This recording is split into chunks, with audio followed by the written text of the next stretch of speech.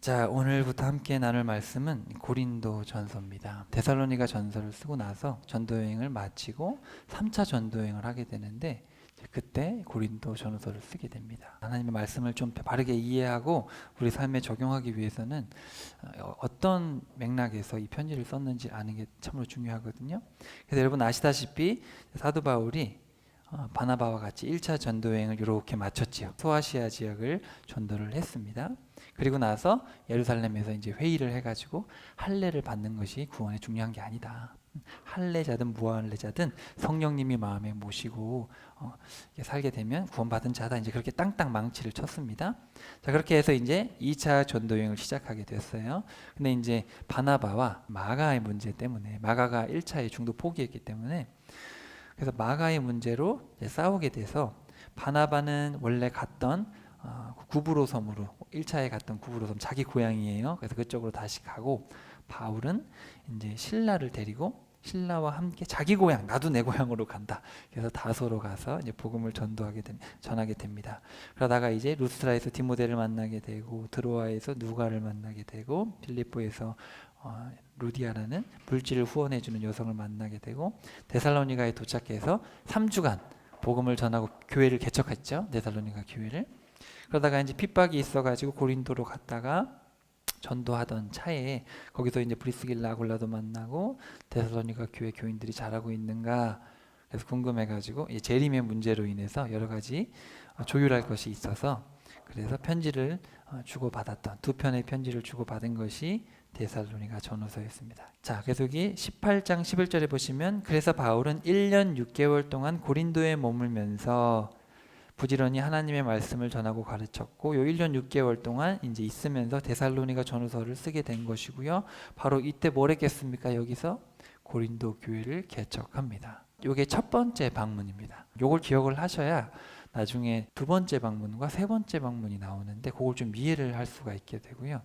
그런 것들 이해를 해야지 이 고린도 전후서라는 편지를 이해를 하게 됩니다. 11절에 그때 이제 첫 번째 고린도 방문과 교회 개척이 있었더라. 17절에 가시면 자, 유대인들은 회당장 소스데네에게 몰려가 그를 붙잡아서 법정 앞에서 마구 때렸다. 여기 소스데네라는 사람이 나오죠. 여러분 기억해 주시면 좋을 것 같아요. 나중에 그러니까 요 사람일 수도 있고 동명일 수도 있지만 나중에 고린도 편지를 보면 바울과 소스데네가 편지를 쓴다. 그래서 역사 기록에 의하면 사도 바울이 초대 담임자, 그 다음에 아볼로, 그 다음에 신라가 이제 세 번째 담임자가 되고 그 다음에 소스데네가 4대 목사가 되는 그런 전승이 있습니다. 그래서 이 인물을 기억해 두시면 좋을 것 같아요. 그리고 나서 사도 바울이 여기 지도에 보시면 고린도 갔다가 갱그레아를 거쳐 에베소를 잠깐 들렸다가 예루살렘으로 돌아오면서 이제 2차 전도 여행을 마치게 되고 자 23절 봅시다. 바울은 안디옥에서 얼마 동안 지낸 다음에 다시 안디옥을 떠나서 갈라디아 지방과 부르기아 지방을 두루다니면서 모든 제자들을 위로하고 격려했다. 그러니까 자기가 1차, 2차 전도 여행 때 개척했던 교회들을 둘러보면서 이제 위로도 하고 격려도 하고 자, 요게 바로 여기 23절에다가 써놓으시면 좋을 것 같아요. 3차 전도 여행을 시작하게 됩니다. 자, 1차 전도 여행 때는 자, 소아시아 지역을 전도했죠. 여기 소아시아 지금 터키예요. 2차 전도 여행 때는 어디까지 갔죠? 유럽까지 갔죠. 마케도니아, 여기 데살로니가, 여기 고린도, 여기 다 유럽이잖아요. 그러니까 이쪽 유럽까지 갔고 그럼 세 번째는 뭘 했느냐? 사도 바울이 물론 성령께서 인도하셨지만 더 가지 않습니다. 뭘 하냐면 이제 이렇게 교회를 개척하고 보니까 들리는 소식들을 들어보니까 개척해놓고 갈 게 아니라 인물을 만들어야겠다. 이제 그 교회를 끌고 갈 지도자들을 좀 제대로 세워야겠다라는 생각이 든 것이죠. 왜냐하면 교회만 개척해놓고 달랑 가면 문제들이 너무 많이 생기는 겁니다.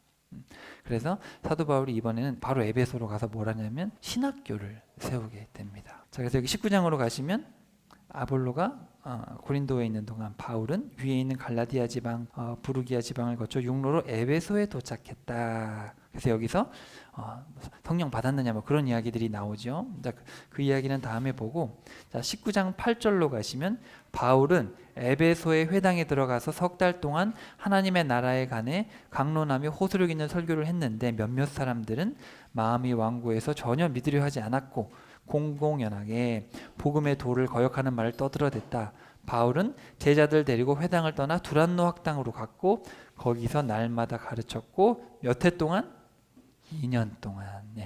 2년 동안 에베소에 있는 두란노 서원에서 아시아 지방에 사는 유대인들과 헬라인 모두가 듣게 되었다. 그래서 거기서 2년 동안 복음을 전하면서 신학생들을 키워냈다. 그래서 사도 바울도 사람이기 때문에 이제 1차, 2차에는 열심히 전도를 해봤는데 전도를 하고 보니까 이거 교회 지도자를 세우는 게 중요하구나. 개척도 해야 되지만 교회가 흔들리지 않으려면 지도자가 필요하구나. 그래서 여기 여러분 두란노 학당은 사도 바울이 세운 게 아니라 당시에 유명한 철학을 강론하는 곳이었습니다. 두란노라는 사람이. 그래서 더울 때 뭐 이제 점심이나 정오 때 더우니까 안 쓰니까 그때를 이제 임대를 해가지고 사도 바울이 쓴 겁니다. 그래서 거기서 신학생들을 키워냈다. 자, 이렇게 2해를 계속하는 동안, 자 거기다가 이제 쓰시면 좋을 것 같아요. 19장 10절 2년 동안 에베소에서 그렇게 사역을 하는 동안에 고린도 교회에 문제가 생겼다는 소식을 듣게 됩니다. 그래서 그때 고린도 전후서라는 이제 편지를 이제 쓰게 되지요. 자, 이해되셨죠? 자, 요런 맥락입니다. 그러니까 신학교를 세워서 지도자들을 만들어가는 이유는 뭐냐면 자꾸 문제들이 있다라는 소식을 듣게 됩니다. 그래서 나중에 갈라디아 지방에도 문제가 생겼다라는 소식. 갈라디아 지방에 여기 지금 에베소 오른쪽 부분, 저기 중간 쪽이 갈라디아인데 갈라디아 지방 쪽에도 문제가 생겼다는 소식을 듣게 되고 여기저기서 문제점들이 생깁니다.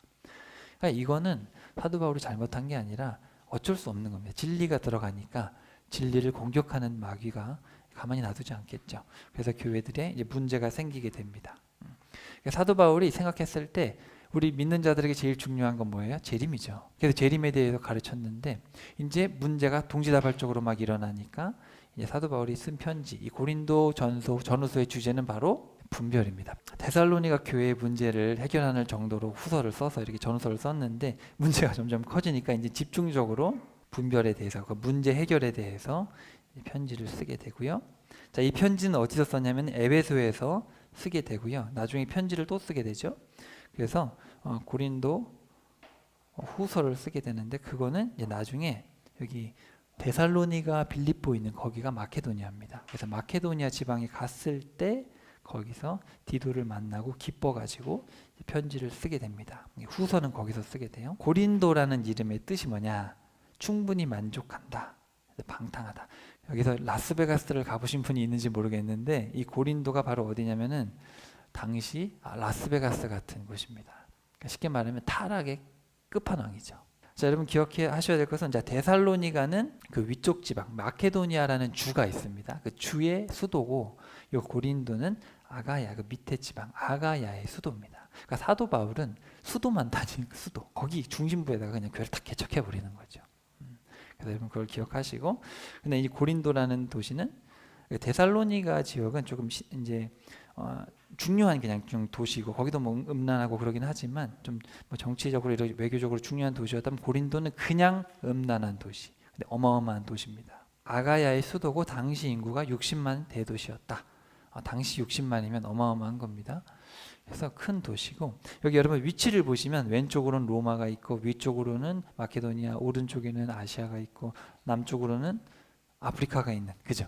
그래서 여기는 중심지입니다. 무역의 중심지고 모든 문화가 섞여 있고 뱃사람들이 막 몰려드는, 문화가 섞여 있고 뱃사람들 몰려 있고 무역의 중심이니까 음란할 수밖에 없겠죠. 온갖 잡신들은 다 있고 또 거친 사람들이기 때문에 거기에 창녀촌이나 이런 게 어마어마하게 많았겠죠. 그리고 여기 에베소도 그렇고 고린도도 그렇고 그들이 섬기는 뭐 아르테미스라든지 또 아프로디테 들어보셨죠? 그리스 여신들을 섬기는 신전이 어마어마했습니다. 거기서 헌신하는, 몸을 파는 여인들이 있지 않습니까? 몸을 파는 여인들이 1000명 이상 됐다고 합니다. 그러니까 그들의 예배는 뭐냐면 그곳에 있는 여인들과 관계를 가지면서 수십 명이 동시에 그렇게 신을 기쁘게 하는, 그게 그들의 예배였다라는 것이죠. 그러니까 그들의 음란함이라는 것은 우리의 상상을 초월합니다. 그러니까 그런 문화였어요.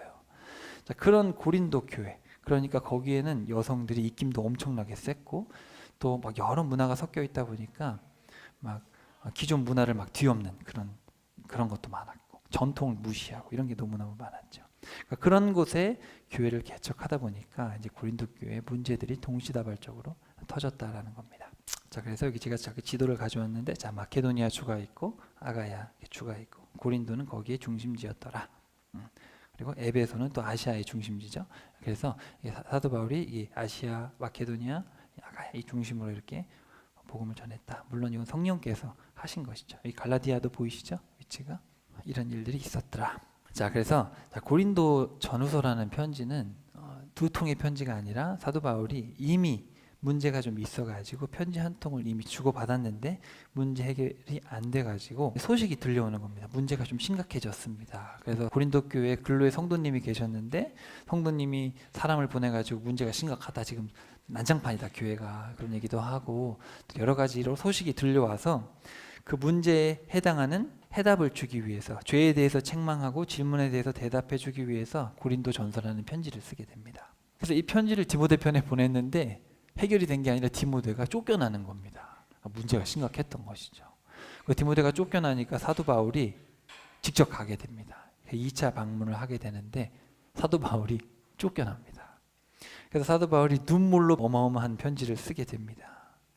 그래서 세 번째 편지를 쓰게 됐는데 이 디도가 그거를 가지고 간 것이죠. 그랬는데 디도가 안 오는 겁니다. 문제가 더 터졌나 보다.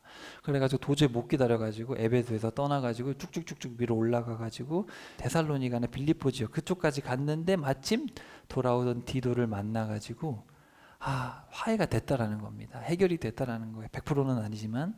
그래서 어느 정도 해결이 됐다는 소식을 듣고 너무너무 감사하고 기뻐가지고 편지 한 동을 더 쓰는 게 고린도 후서입니다.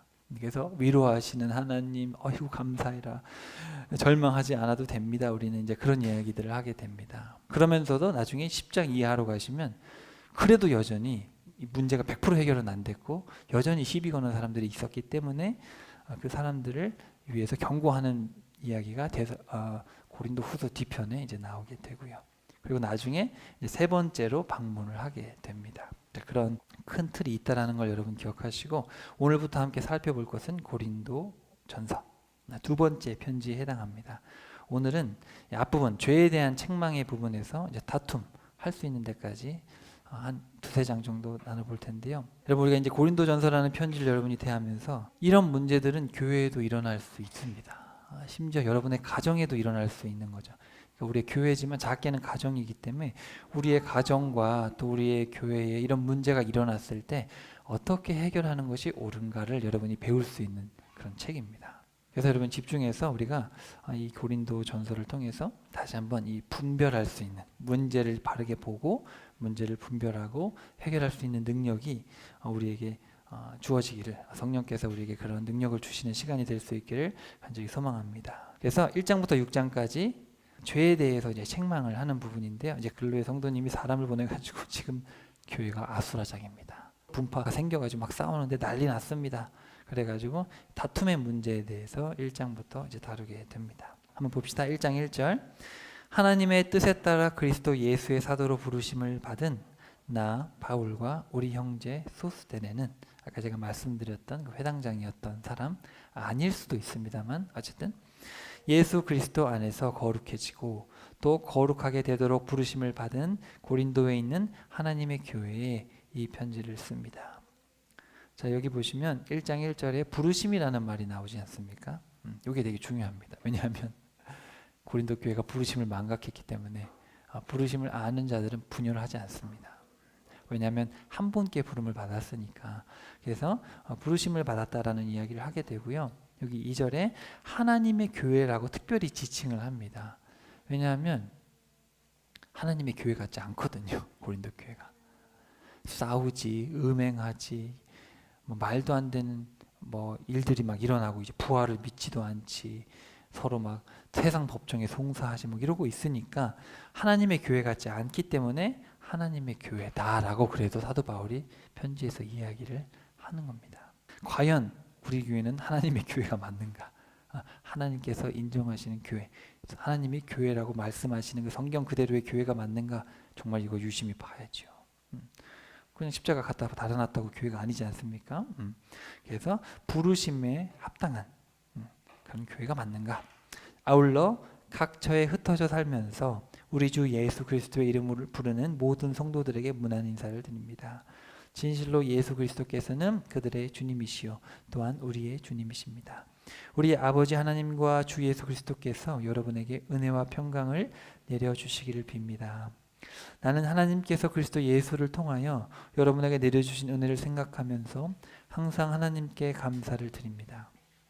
그것은 여러분이 그리스도 안에서 모든 면에서 곧 여러분의 말이나 여러분의 지식면에서 몰라보게 풍요로워졌기 때문입니다. 여러분, 이 편지가 되게 부드러운 느낌이 들지요. 그래서 여러분을 생각하면 감사하고 여러분이 말이나 지식이나 풍요로워져서 너무 감사하다. 근데 이거는 사도 바울이 고린도 교인들에게 좋은 마음으로 편지를 쓰기 때문에 그렇지, 사실 뒤로 가면 또 이 전체 맥락을 이해하면 여러분 때문에 지금 마음이 무너져 내리고 있는 겁니다. 그리고 여러분의 그 말과 지식 때문에 문제가 많이 생긴 거죠. 나는 말도 잘해, 나는 지식이 많아. 그래서 지금 사도 바울이 어떻게 보면 지금 달래는 마음으로 편지를 쓰고 있다는 겁니다. 그리스도에 관한 우리의 증언이 이토록 여러분 안에서 확고하게 자리 잡은 것입니다. 그리하여 여러분은 조금도 부족함 없이 모든 영적인 은사를 받아 누리면서 우리 주 예수 그리스도께서 다시 오실 날을 기다리고 있습니다. 자, 다시 오실 날, 아포칼립시스예요. 헬라어가 다시 오실 날. 우리 주 예수 그리스도께서 다시 오시는 날에 여러분이 책망을 받지 않고 또 흠잡을 데 없는 자들로 바르게 설 수 있도록 하나님께서 끝까지 여러분을 굳세게 지켜주실 것입니다. 자, 이 얘기를 왜 하느냐? 책망을 받아야 되기 때문이에요. 지금 문제가 심각하기 때문입니다. 여러분을 부르셔서 자신의 독생자이신 우리 주 예수 그리스도와 교제하며 사귈 수 있도록 해주신 하나님께서는 진실로 신실하신 분이십니다. 그래서 여러분, 서두에 감사합니다. 여러분이 풍요로워졌고 여러분이 믿음이 자리 잡혀가기 때문에 우리 주님께서 여러분을 믿음을 주셨기 때문에 참 하나님께 감사하고 그분은 참 좋은 분입니다. 이제 이런 이야기로 편지를 시작하기는 합니다. 자, 근데 10절부터 이제 진짜 문제가 시작이 되는 거예요. 자, 그래서 제가 여기 앞에 표를 보시면 사도 바울이 5번에 걸쳐서 형제들아 이렇게 외칩니다. 믿음 안에 형제들아, 너희들 그래서는 안 된다. 이렇게 호통을 치는 것이죠. 자, 봅시다. 무슨 문제가 있었는가? 내가 주 예수, 형제 여러분, 내가 주 예수 그리스도의 이름으로 여러분에게 권면합니다. 여러분 안에 분쟁이나 분열이 없도록 그리하여 마음과 생각이 일치할 수 있도록 서로 한 마음이 되십시오. 자, 여기 분쟁과 분열이라고 두 단어로 번역을 했는데 한 단어입니다. 뭐냐면 완전한 분열이에요. 그래서 여러분이 완전히 두동강 나는 일이 없도록 한 마음이 되셔야 됩니다. 지금 그 얘기를 하는 겁니다. 그러니까 지금 두동강 나기 직전이에요. 나의 형제들이여, 나는 여러분 가운데 다툼과 분열이 있다. 자, 여기서 또 헬라어가 다른데 여기서 다툼과 분열이라고 번역된 말은 말 그대로 다툼입니다. 여러분 절대로 분열되면 안 됩니다. 여러분 속에 지금 다툼이 있다는 말을 들었습니다. 그러니까 분열의 징조가 있다는 얘기를 들었습니다. 이제 그 얘기입니다. 그 말을 글로에의 집안 사람들 편에 전에 듣게 되었습니다. 그러니까 글로의 집사님이 사람을 보내서 여러분 지금 다툼이 있더라, 분열로 가고 있다더라. 분열은 아니지만 그런 이야기를 들었습니다. 다름이 아니라 여러분 제각기 주장하기를 나는 바울파다, 나는 아볼로파다, 나는 베드로파다, 나는 그리스도파다 하면서 편가르기를 합니다. 그래서는 안 됩니다. 그리스도께서 그렇게 나눠줬단 말입니까? 나 바울이 여러분을 위해 십자가에 달리기라도 했습니까? 여러분이 바울의 이름으로 세례를 받기라도 했습니까? 내가 여러분 가운데 그리스보와 가이오 외에는 아무에게도 세례를 준 일이 없다는 사실에 오히려 하나님께 감사합니다. 그것은 여러분 가운데 내 이름으로 세례를 받았다고 말할 사람이 아무도 없었을 것이기 때문입니다. 참, 내가 스데바나의 가족에게도 세례를 주었습니다만 그 밖에는 어느 누구에게도 세례를 준 기억이 없습니다. 그리스도께서 나를 여러분에게 보내신 것은 세례를 주도록 하기 위함이 아니고 복음을 전하도록 하기 위함이었습니다. 복음을 전하되 인간의 지혜로운 말로서 전하도록 않도록 하셨는데 그 까닭은 그리스도의 십자가가 그런 말재간으로 헛되게 되어서는 안 되기 때문입니다. 자, 여러분, 십자가의 말씀이 멸망하는 자들에게는 어리석게 들리겠지만 구원받은 우리에게는 하나님의 크신 능력입니다. 우리가 붙들어야 될 것은 십자가의 말씀이지 사람의 어떤 지혜가 아니다. 이건 사람의 지혜로 되는 게 아닌데 왜 여러분은 베드로다, 바울이다, 아볼로다, 그리스도다 왜 이런 이야기를 하고 계십니까? 우리에게 중요한 것, 우리에게 중요한 것은 바로 하나님의 크신 능력, 그 십자가의 말씀. 여러분 이게 개역 개정에서는 십자가의 도라고 번역이 되어 있는데 원문에 보면 십자가의 말씀입니다. 물론 뭐 비슷한 뉘앙스지만 그래도 십자가의 말씀이 좀 더 직역에 가깝죠. 그래서 이 십자가의 말씀. 그래서 성경에 기록되기를 내가 지혜로운 자들의 지혜를 멸하고 지식 있는 자들의 지식을 폐할 것이다 라고 했습니다. 그렇다면 지혜로운 자가 어디 있습니까? 학자가 어디 있습니까? 이 시대의 철학자가 어디 있습니까? 하나님께서는 세상의 지혜를 모두 어리석은 것으로 만들어 버리셨습니다. 그래서 세상 사람들의 지혜로는 하나님을 결코 알지 못하는데 바로 그것이 하나님의 지혜인 것입니다. 그러기에 하나님께서는 어리석게 보이는 우리의 복음 선포를 통해 개역개정에서는 뭐라고 번역했냐면 전도에 미련한 것이다 이렇게 번역을 했는데 그건 조금 의역에 가깝고 복음 선포, 캐리그마라고 되어 있거든요. 복음 선포의 이 어리석음.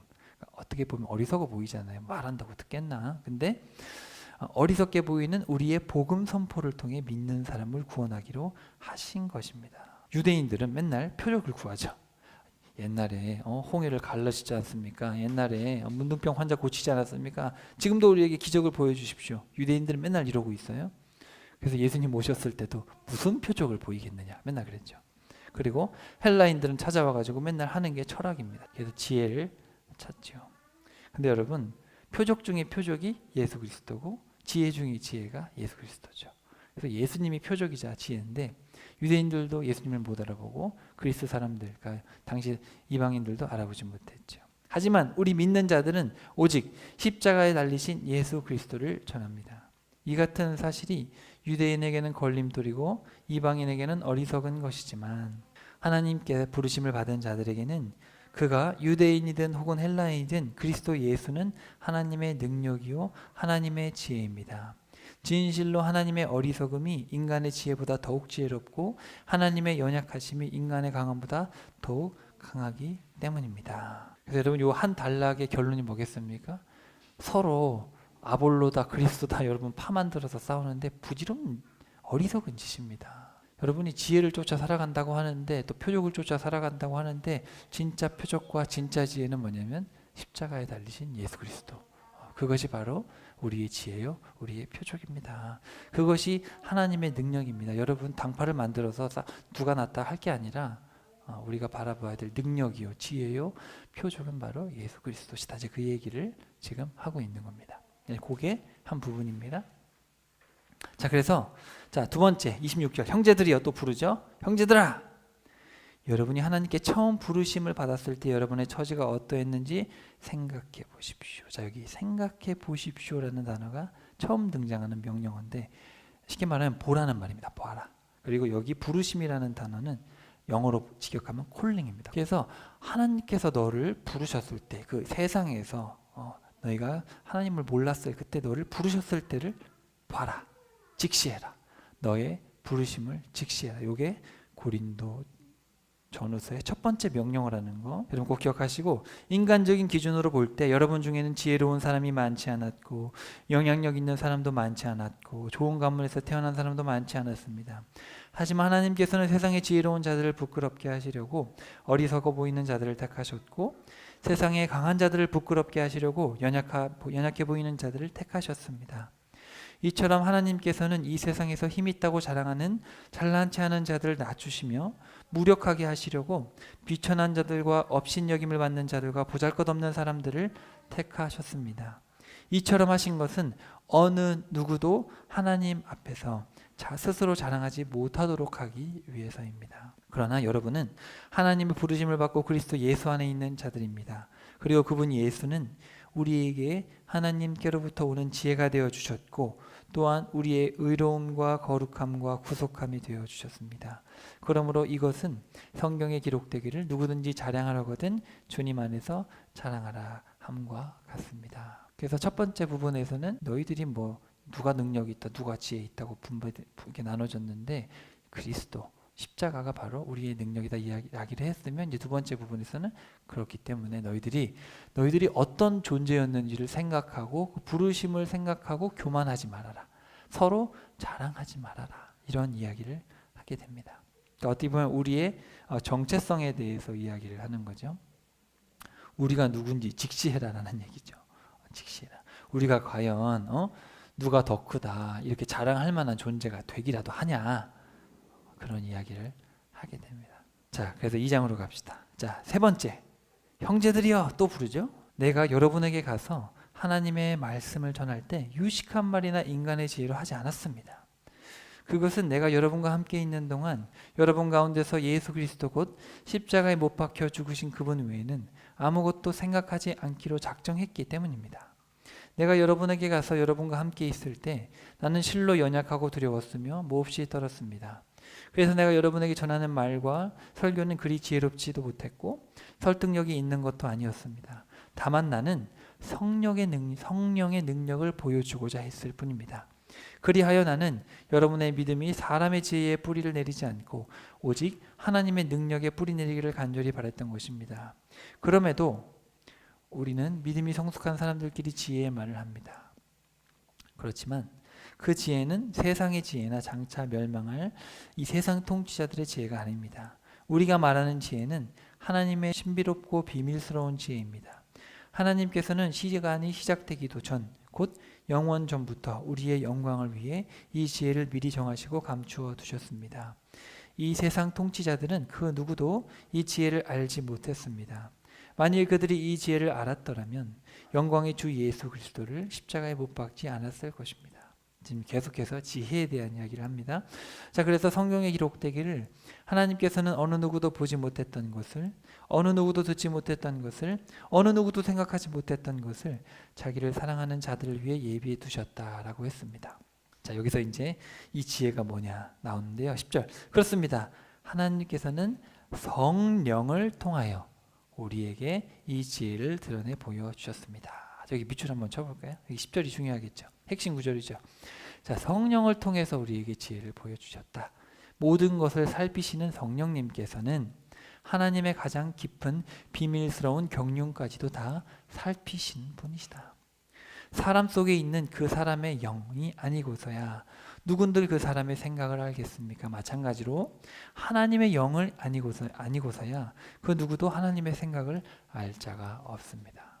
그러니까 우리 마음속에 하나님의 영, 성령님을 모신 자만이 하나님 아버지의 영과 교류가 되는 거죠. 동일한 존재가 교류가 됩니다.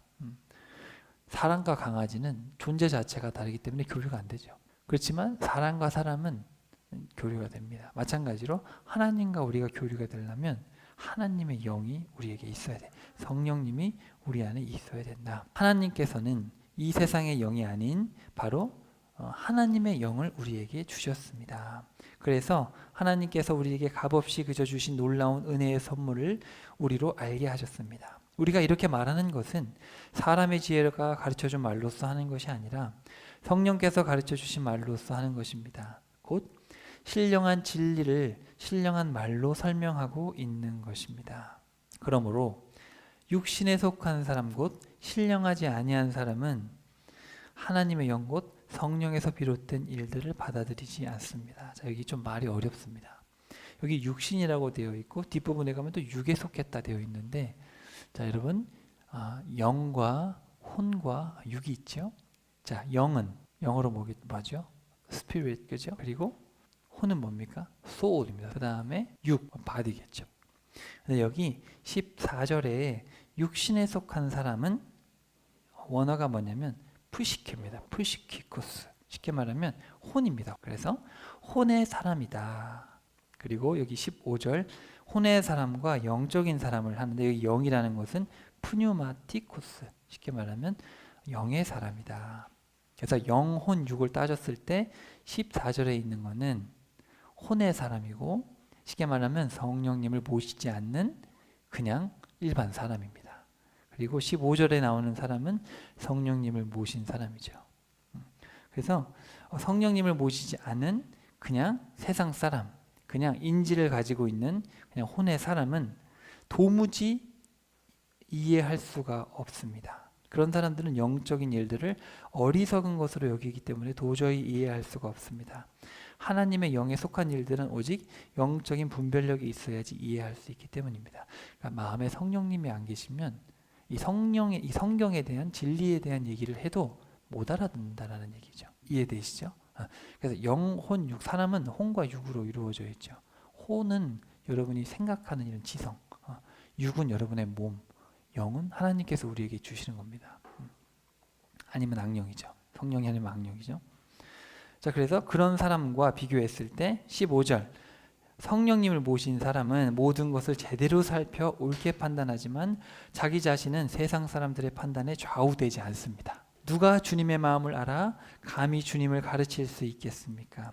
하지만 우리는 그리스도의 마음을 가지고 있습니다. 여러분, 이게 왜 중요하냐면 지금 고린도스 교회 사람들이 왜 싸우느냐, 왜 교만하고 왜 서로 자랑질을 하느냐, 너희 안에 성령님이 안 계신다라는 겁니다.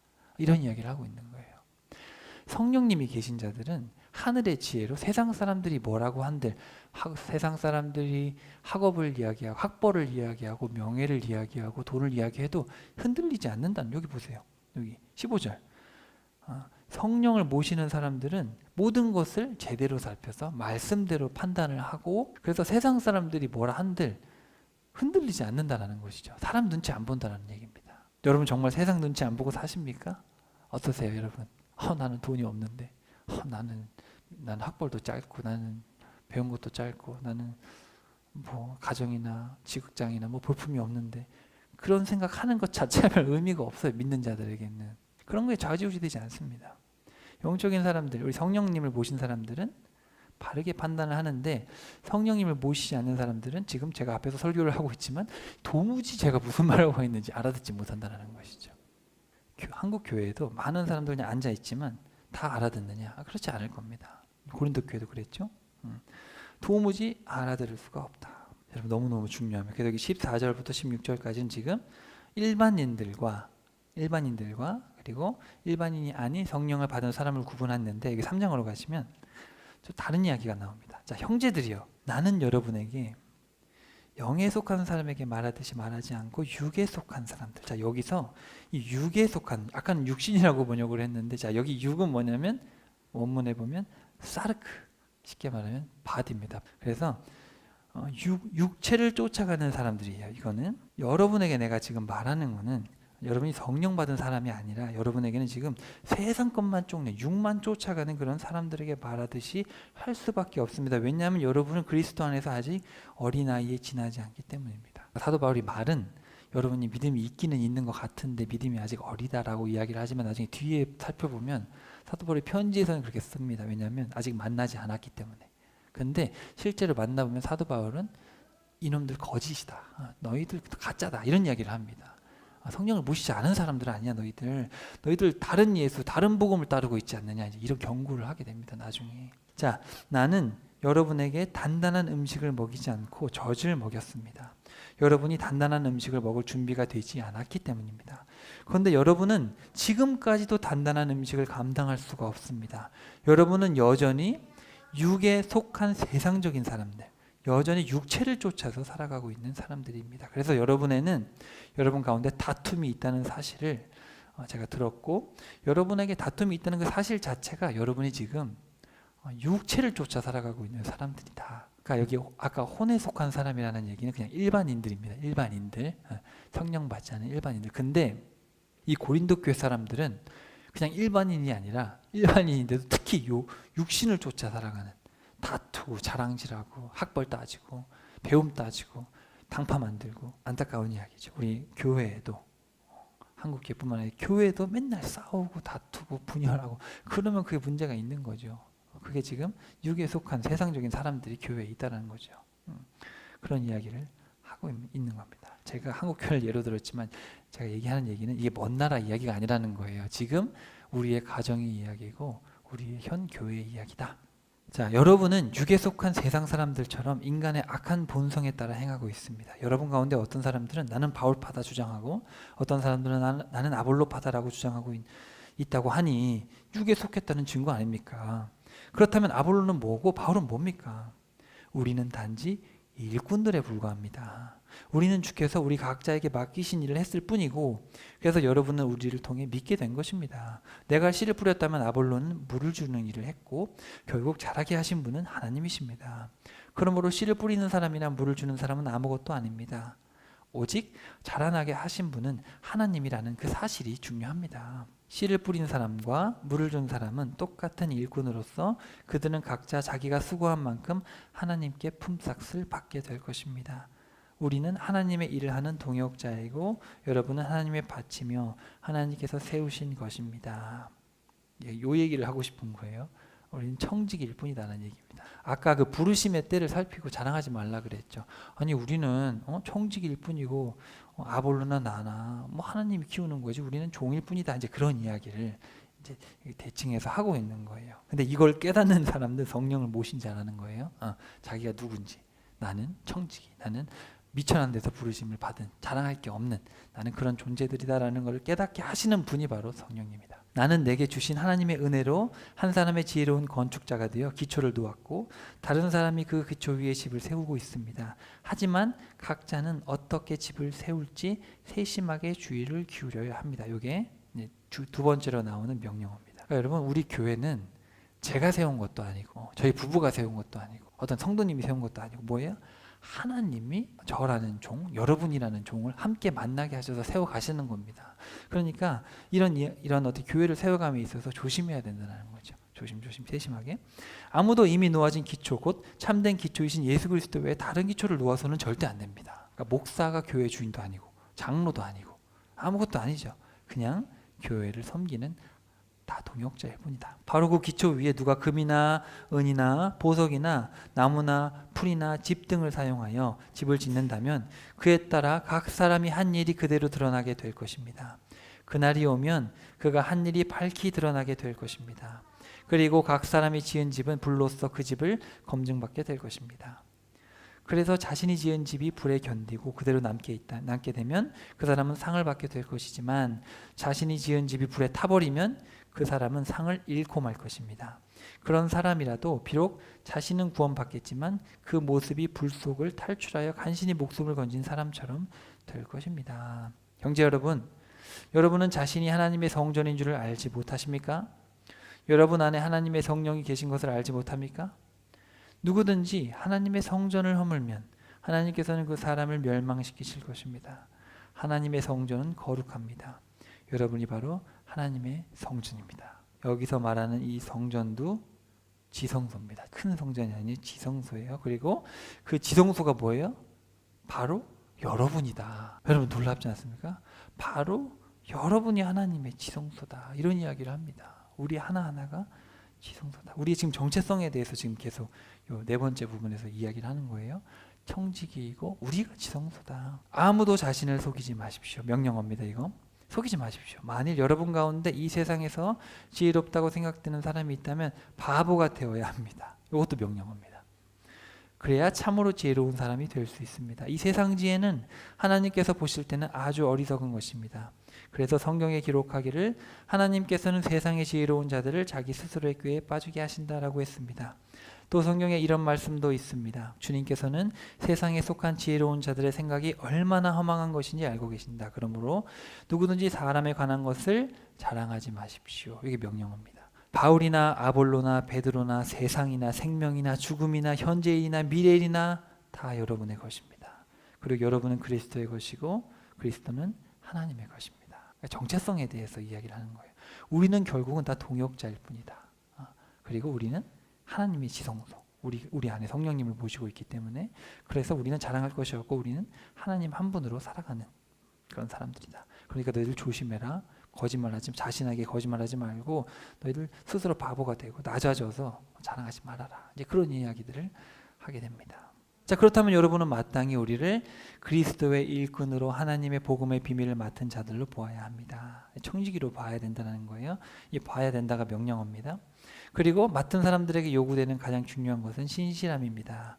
여러분이 나를 어떻게 판단하든 또 세상 법정이 나를 어떻게 판단하든 그런 것은 내게도 조금도 문제되지 않습니다. 사실 나도 나 자신을 판단하지 않습니다. 나는 내 양심에 조금도 거리끼는 일이 없지만 그렇다고 그것이 내가 죄 없이 의롭다는 것은 아닙니다. 나를 판단하시는 분은 오직 주님이십니다. 그러므로 정해진 때가 오기 전 주께서 다시 오실 때까지 아무것도 미리 판단하지 마십시오. 판단하지 마십시오가 명령어입니다. 주께서 오시면 어둠 속에 감추어졌던 모든 것들이 밝히 드러날 것이고 우리 마음속 깊은 것까지 생각들까지 다 드러내실 것입니다. 그때에 각 사람은 하나님께로부터 칭찬을 받게 될 것입니다. 그래서 우리가 청지기이고 우리가 동역자인 것을 깨닫고 조심하고 우리가 누군지 늘 보고 서로 정죄하지 말고 판단하지 말고 자랑하지 말고 스스로 바보가 되라. 이런 이야기들 하고 있고, 자 4장 6절 봅시다. 자, 또 여기 형제들아 이렇게 부릅니다. 5번에 걸쳐서 부르는데, 형제들아 나는 지금까지 여러분의 이해를 돕기 위해 아볼로와 나의 경우를 예를 들어 설명을 했습니다. 그렇게 한 것은 여러분이 우리의 경우를 통해 기록된 것을 넘어서지 말라는 격언의 의미를 제대로 배워서 어느 한쪽을 편드는 가운데 다른 쪽을 얕보거나 대적하면서 우쭐대는 교만에 빠지지 않게 하려는 것입니다. 자, 여기 한번 보시면, 자, 기록된 것을 넘어서지 말라. 그러니까 성경에 기록된 말씀 외의 것으로 싸우지 말라라는 것이죠. 그러니까 사실 성경에는 답이 다 있다라는 것이죠. 성경에는 우리는 그리스도 안에서 한 몸이다. 예수님의 다 말씀 있지 않습니까? 물론 그 당시에는 이제 기록된 구약이 성경이었겠죠. 신약이 기록되지 않았을 때니까 아직까지는. 그러니까 어떻게 보면 이제 구약의 이야기인데, 이제 구약의 이야기를 가지고 성경의 이야기를 가지고 하나님께서 우리에게 거룩한 성도로서 이렇게 살아가야 될 지침들을 주지 않으셨습니까? 성경 말씀대로 우리가 살면 되고 그 외의 것을 가지고 당파를 만들어서 싸우면 되겠습니까? 그래서 기록된 성경 외에는 넘어가지 말라. 이거 너무 중요하죠. 우리 교회 안에서도 성경 외의 것을 가지고 시비 걸거나 세상에서 이런저런 얘기를 했다더라, 그거는 우리가 어떤 판단을 하는 기준이 될 수가 없습니다. 교회 안에서는 성경을 가지고 하나님의 말씀을 가지고 평가받고 평가하고 서로 조언도 하고 할 수 있는 것이죠. 자, 생각해 보십시오. 여러분에게는 특별히 내세울 것이 무엇이 있습니까? 여러분이 가진 것들 가운데 하나라도 하나님께 받지 않은 것이 있습니까? 여러분이 가진 것들이 모두 하나님께 받은 것이라면 어떻게 받지 않은 것처럼 그렇게 자랑하고 잘난 체 할 수 있겠습니까? 여러분은 이미 원하는 것을 다 가졌고 이미 배가 불렀습니다. 우리를 제쳐놓고 여러분은 벌써 왕이 되었습니다. 여러분이 정말 왕처럼 되었으면 좋겠습니다. 그러면 우리도 여러분과 더불어 왕 노릇할 수 있을 테니까 말입니다. 자, 어떻게 보면 지금 분위기가 좋은 분위기는 아니죠. 번역의 뉘앙스가 있는데 사실 이 고린도 전서라는 편지의 뉘앙스가 어떻겠습니까? 사도 바울이 약간은 상기돼 있고 화가 난 상황이겠죠. 지금 고린도 교회에게 죄를 지으면 안 됩니다, 이게 부드러운 얘기가 아닙니다. 지금 분열로 가고 있는 상황이고 음란함이 가득 차 있는 교회에게 질타하는 얘기죠. 그래서 사실은 여러분 번역 그대로 읽으시면 안 되고 고린도 교회 보낸 이 편지들을 읽을 때는 격분된 상황이라는 그런 상황을 이해하시고 번역의 뉘앙스를 생각을 하셔야 됩니다. 8절에도 여러분들은 이미 원하는 것을 다 가졌고 이미 배가 불렀습니다. 이게 점잖게 읽을 게 아니죠. 니네들은 지금 배 불렀다 이놈들아. 이런 약간 원망조죠. 니네들은 지금 왕이 된 거 아니냐, 너희들 너무 교만하다, 나도 왕이 됐으면 좋겠다, 니네들하고 같이 왕 노릇하려고, 지금 이런 분위기죠. 내가 생각하기엔 그렇지가 않다라는 것이다. 오히려 하나님께서는 사도들인 우리를 죽이기로 작정한 원형 경기장의 죄수들처럼 가장 보잘것없는 맨 끝자리에 두셨으므로 우리가 온 세상의 구경거리가 되었다. 사람들은 물론이고 심지어 천사들에게까지 구경거리가 되었습니다. 우리는 그리스도로 인해 어리석은 바보가 되었지만 여러분은 그리스도 안에서 지혜로운 자들이 되었습니다. 우리는 연약하지만 여러분은 강합니다. 우리는 낮고 비천하지만 여러분은 높고 귀합니다. 바로 이 시간까지도 우리는 굶주리고 목마르고 헐벗고 얻어맞고 정처 없이 떠들고 있습니다. 또한 생계를 잇기 위해 우리 손으로 힘들게 일합니다. 누가 우리를 욕하면 우리는 그를 축복하고 누가 우리를 박해하면 우리는 그것을 참고 견딥니다. 비방하는 자들에게 우리는 따뜻한 말로 응대해 줍니다. 지금 이 순간까지도 우리는 세상의 쓰레기처럼 만물의 찌꺼기처럼 취급당하며 살고 있습니다. 지금 고린도 교회가 서로 잘났다고 당파 만들어서 싸우고 있으니까 사도 바울은 뭐라 그러냐면, 아니 주님께 쓰임받고 있는 나, 여러분 교회를 개척한 나 사도 바울은 어떻게 살고 있는지는 아십니까? 우리는 지금 세상의 찌꺼기처럼 살고 있고 마치 하나님이 우리를 어디 내다 버리는 사람처럼 그렇게 살고 있고, 이것이 지금 사역자의 길이라는 것을 모르십니까? 어떻게 여러분은 그렇게 서로 왕이 되려고 하고 있습니까? 그런 이야기를 하고 있는 것이죠. 자, 여기 14절 봅시다. 내가 이런 말을 하는 것은 여러분을 부끄럽게 만들기 위함이 절대로 아닙니다. 다만 여러분을 내 사랑하는 자녀로 여기고 잘 타이르고자 하는 것입니다. 교사는 1만 명이 있을 수 있지만 아버지는 단 한 사람일 수밖에 없습니다. 자식은 부모를 때립니다. 잘 되라고, 내 자식이니까. 하지만 교사들은 채찍질하지 않죠. 교사들은 그냥 가르치는 역할만 하면 되니까. 근데 부모는 그렇지 않죠. 부모는 돈을 받지 않죠. 돈을 받지 않지만 때리고 자녀를 위해서 모든 고진감, 어려움들을 다 견디지 않습니까? 그리스도 예수 안에서 복음을 통해 여러분을 낳았으므로 여러분의 아버지가 되었습니다. 여러분, 위대한 고백 아닙니까 이거? 부모의 마음으로 성도를 대하는 것. 이것이 비단 여러분 우리 교회의 목사라든지 사역자의 역할이 아니죠.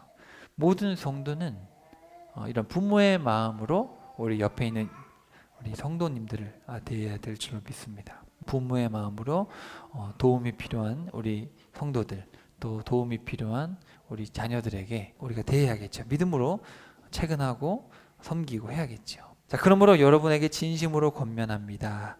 여러분들은 나를 본받도록 하십시오. 자, 이거 명령어입니다. 여러분은 나를 본받아야 됩니다. 본받아라, 명령이죠.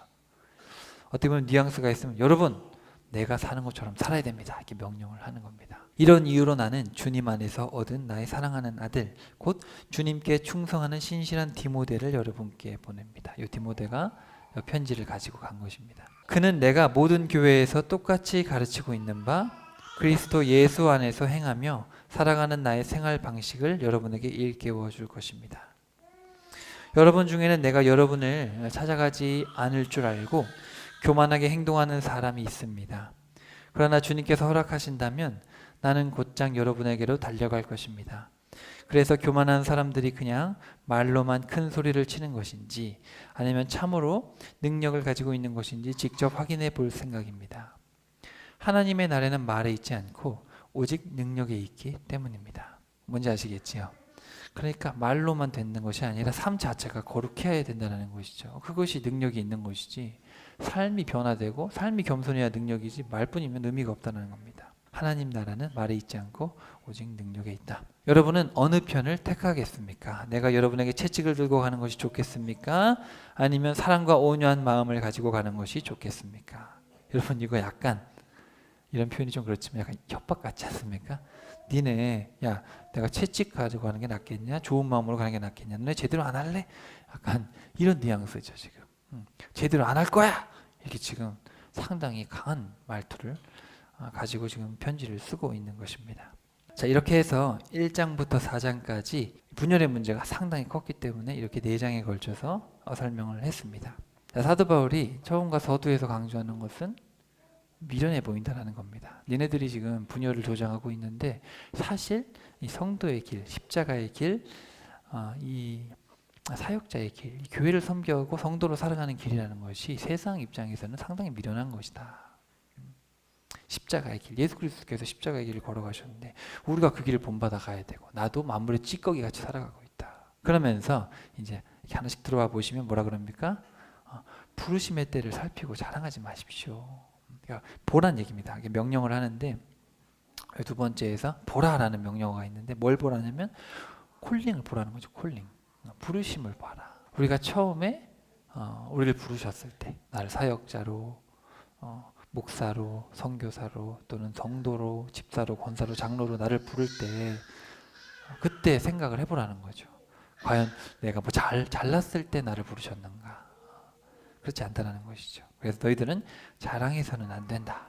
자랑하지 말라. 초심을 잃지 말라는 거죠. 어떻게 보면. 그리고 여기 3장 1절부터 여기서도 쭉 보시면 똑같습니다. 봐라, 자랑하지 말라. 똑같은 명령어가 등장하거든요. 여기 3장 1절부터 4장 5절까지 봐라. 근데 여기서는 이제 뭘 보라 그러냐면은 여기 3장 10절에서 얘기하는 건데 각자 어떻게 집을 세울지 잘 봐야 된다. 이제 이런 이야기를 합니다. 여기 1장 26절에서는 부르심을 잘 봐라 이런 얘기를 했는데 여기 3장에서는 어떻게 각 사람의 집을 세워갈지 쉽게 말하면 우리들이 이제 우리의 인생을 세워가고 건설해 가지 않습니까? 그리고 우리의 교회를 세워가지요. 그리스도의 집, 이 교회를 세워감에 있어서 잘 보라는 얘기입니다. 왜냐하면 우리는 청직일 뿐이라는 것이죠. 이 교회라는 한 공동체를 세워가는, 그러니까 맡겨주신 일을 하는 청직일 뿐이다. 그렇기 때문에 우리는 충성해야 된다는 것이죠. 당파를 만들어서 서로 싸우는 게 아니라 우리는 자랑할 것도 없고 우리는 서로 판단할 것도 없고 우리는 그냥 맡은 청지기의 사명을 잘 해나가서 우리는 우리가 세워나가야 될 교회라는 하나님의 나라를 세워가기만 하면 된다. 그래서 우리의 부르심과 우리의 직분, 우리의 정체성을 확인하는 것이 중요하다. 이제 그런 이야기가 되겠고요.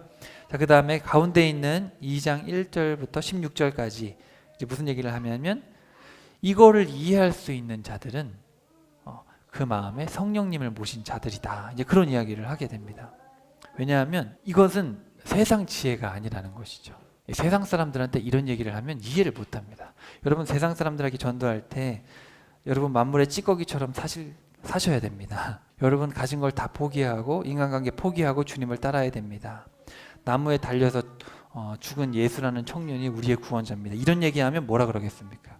세상 사람들이 미쳤다 그러겠죠. 그리고 참 미련하다, 말도 안 된다, 이런 얘기를 하지 않겠습니까? 그래서 이런 십자가의 길을 걸어가고 이런 부르심의 정체성을 깨닫는 자들은 자기의 능력으로 깨닫는 것이 아니라 하나님의 성령님의 깨달음이 성령님께서 깨닫게 해주셔야지 된다라는 이야기를 하게 되죠. 궁극적으로 은혜다라는 이야기를 하게 됩니다. 그러니까 이건 무슨 말이겠습니까?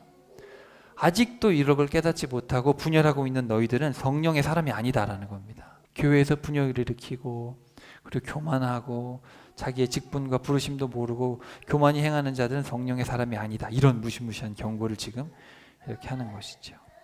자, 여러분 오늘 말씀을 통해서 사도 바울이 고린도 교회를 통해서 형제들아 이렇게 외치죠. 이게 되게 중요합니다, 여러분. 지금 엄청나게 말썽을 썩이고 정말 성도 같지 않은 사람들을 향해서 형제들이라고 부르는 이유는 형제답게 행동하라는 얘기죠. 형제들아, 우리 그리스도 안에서 한 형제 아니냐. 너희들 우리가 아무것도 아닌 미천한 자들이었는데 우리를 불러주신 그 은혜는 왜 망각하고 있느냐. 그런 우리가 누구였는지 우리의 부르심을 생각하고 우리는 함께 교회를 섬기는 청직일 뿐이고 우리는 신실하게 그 일을 행해야 되는 종일 뿐이고 노예들일 뿐이구나. 주님의 노예들일 뿐이구나. 그러니까 우리는 서로 자랑할 것도 없고 판단할 것도 없다, 서로를. 그리고 이렇게 깨닫게 해주시는 분은 성령님이시기 때문에 내 능력으로 깨달은 것이 아니기 때문에 자랑할 것이 없다. 오직 우리가 바라봐야 될 분은 예수 그리스도 하나님, 그리고 그분의 십자가, 그것만 우리가 바라봐야 될 것이다. 이제 그런 이야기를 이제 하는 것이죠. 여러분에게도 동일한 은혜가 있기를 간절히 바랍니다. 혹여나 여러분의 가정에 분열이 있거나 또 여러분의 학교 생활 속에 친구들하고 분열이 있거나 또는 여러분의 직장에서 분열, 우리 교회에서 혹시 분열과 서로 마음이 안 맞고 했을 때 이 고린도 전서를 꼭 읽어보시길 바랍니다. 우리가 누구인지를 다시 한번 확인하고 또 내가 나된 것, 내가 하나님을 믿는 이 자체가 성령님의 역사였구나. 내 은혜가 아니구나. 우리가 바라봐야 될 것은 예수 그리스도의 십자가의 그 말씀, 십자가의 말씀. 그럼 우리가 십자가의 말씀을 알려면 이제 마태, 마가, 누가복음을 제대로 알아야겠죠. 나 자신을 부인하고 모든 사람을 섬기고 종이 되어라. 그 길이 구원의 길이고 십자가의 길이다. 놀라운 이 마가복음을 통해서 우리에게 알려주시는 그 충격적인 그 길이 미련해 보이고 어리석어 보이지만 그 길이 생명의 길이구나. 우리 주님도 말씀하셨지. 그래, 우리가 그것이 내가 살아갈 능력이 되고 내가 아는 지혜의 전부가 되지. 그렇게 다시 한번 이 고린도 전서를 읽을 때마다 분열이 있을 때마다 다툼이 있을 때마다 이 책을 읽으면서 이 편지를 읽으면서 영에 속한 사람답게 행동할 수 있는 그런 은혜가 여러분에게 있기를 간절히 소망합니다. 이 고린도전서는 그런 책입니다. 우리가 성령님을 모신 자답게 하나님의 마음을 우리가 아는 사람들 아닙니까? 은혜를 입은 자답게 정말 이 예배 시간을 소중히 여기고 하나님의 이름을 높이고 하나님의 마음을 잘 배우고 하나님의 뜻과 계획, 그 심오하고 깊은 그 주님의 뜻을 좀 잘 배울 수 있는 시간이 될 수 있도록 기도하면서 한 주간 또 말씀 미리미리 보면서 여러분 뭐 순서대로 가니까 읽어올 수 있잖아요. 그래서 그렇게 우리가 이 하나님의 뜻과 계획과 이 마음을 좀 잘 헤아리는 우리 다시 생각하는 교회, 다시 생각하는 성도님들 다 되실 수 있기를 간절히 축복합니다.